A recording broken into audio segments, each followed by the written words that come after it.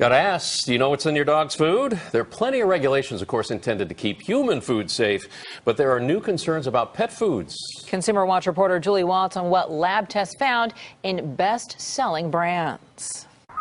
We thought we were going to lose her. The vet blamed Penelope's kidney failure on her dog treats. Janie blames her Benji's death on his food, too. I think it's criminal, really. They're among the thousands of pets with illnesses or deaths linked to pet food in recent years, and in many cases, they don't know what in the food made pets sick. The FDA's received over 9,000 pet food complaints since 2010, ranging from diarrhea to death.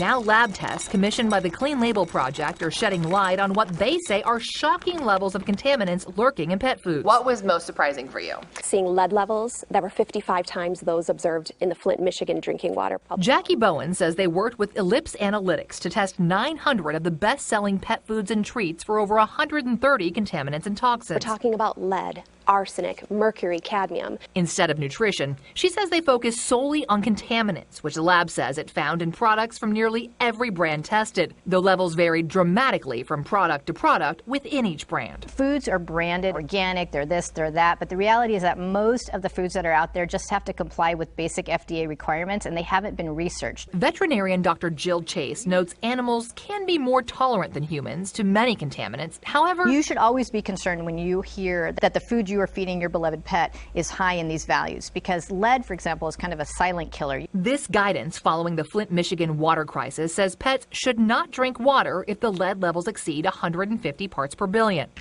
But Ellipse Analytics says this cat food tested positive for 15 times that level of lead, while other products from the same company had no lead at all. Contaminants vary because there's different ingredients. And she notes the FDA, which regulates pet food safety, doesn't monitor claims like human grade. If they're making a human grade claim, it should meet human grade standards. But the lab says it found lead in this dog food at 3 times the FDA guidance for lead in certain human foods, and tests found this brand with human grade ingredient claims had a product with 15 times the EPA's mercury limits for human drinking water. Though these substances can be naturally occurring, may also be found in human foods, and each brand also had products with much better results. So exactly how much is too much lead, arsenic, mercury, or cadmium for your pet? Well, the FDA has no set limits. So Bowen says the Clean Label Project used the EPA's Safe Drinking Water Act as a benchmark. In the absence of any federal regulation that had maximum amounts for pet food, we had to rely on something. In response, the FDA said relying on the acceptable levels for humans is not a sound approach to determining acceptable levels in food for dogs and cats, noting the size difference, lifespan, and physiology of pets and that humans drink more water. If we can't compare human food to pet food, then there needs to be some regulations. Give us some. The FDA reports 15 pet food recalls so far this year, none related to the contaminants outlined in this report, but the agency says any level of those substances must be safe for the animal.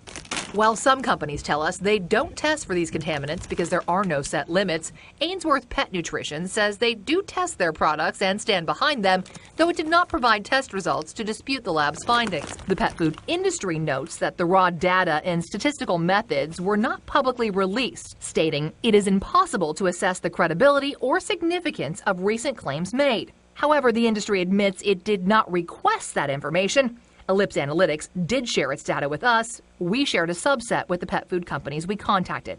The Clean Label Project is now calling for more disclosure and limits on these contaminants, something many pet parents would like to see. They should make whoever made them eat them themselves. Now, the Clean Label Project is launching a fee-based certification program where it plans to randomly test foods from participating brands, and those that pass will get a seal similar to that Good Housekeeping seal. That's scary. Really interesting. Really, really scary. Yeah, the bottom line is most companies aren't testing for these things because it's not required.